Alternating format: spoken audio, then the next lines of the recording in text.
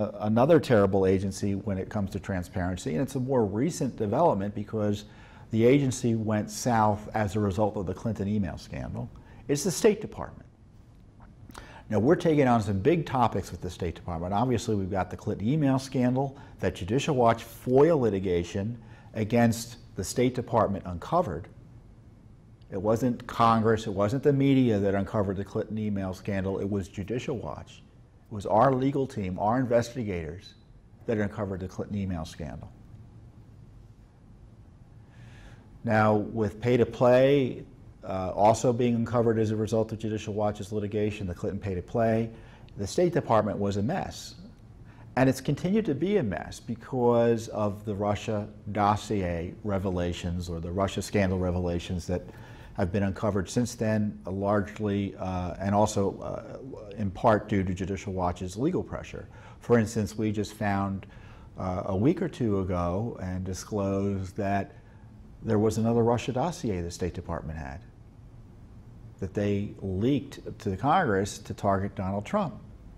And it turns out the State Department was also playing patty cake with the Fusion GPS gang and Sidney Blumenthal, another Clinton crony, and laundered intel, or what they pretended to be intelligence, into State Department official files and back into the FBI.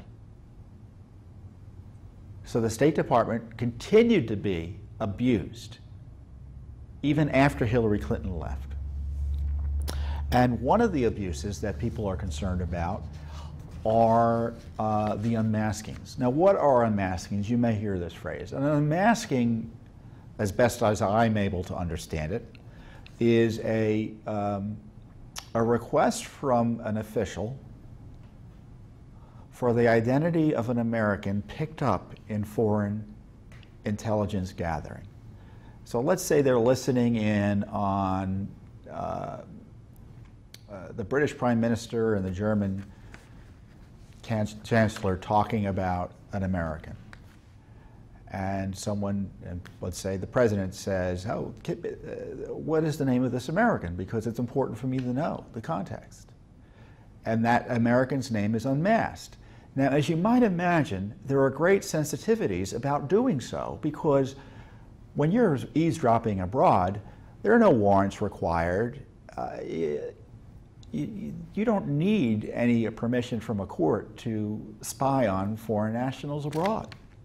So when Americans get caught up in that spying, it really ought to be, their identities only really need to be produced on a need-to-know basis. And if the intelligence gatherers thought it was important in the context of the intelligence, they would let those who are consumers of the intelligence know the identity necessarily, I would think. But under the Obama administration, it looked like in their efforts to get Trump, they were unmasking at a rate that was well beyond any reasonable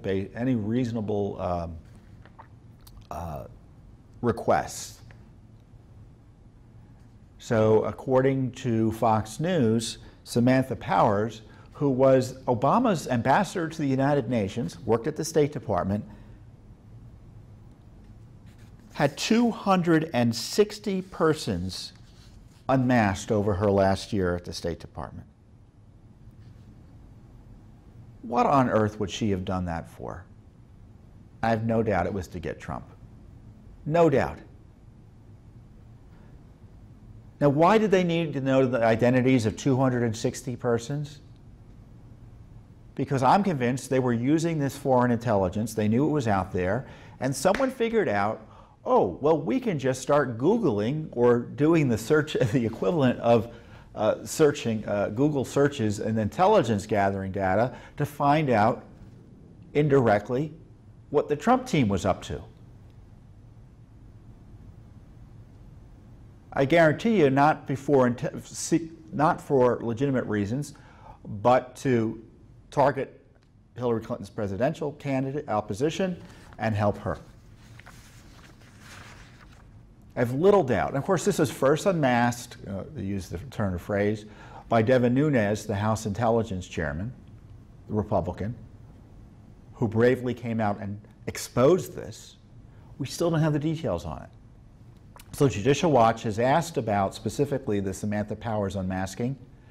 We've gotten the stonewall from this State Department, not the Obama State Department, but the Trump State Department run by Rex Tillerson, who's told us basically to go jump in a lake. They refused to respond to our request about what Samantha Powers was doing to unmask all these people the last year of the Obama administration. We also asked about our communications about the DNC hacking. Remember, the whole theory is that the Russians hacked the DNC servers. I don't necessarily buy that, but we want to know if Powers was involved in figuring out what went on there, because it looks like they were involved in everything else on the Russia collusion dossier laundering operation targeting Trump.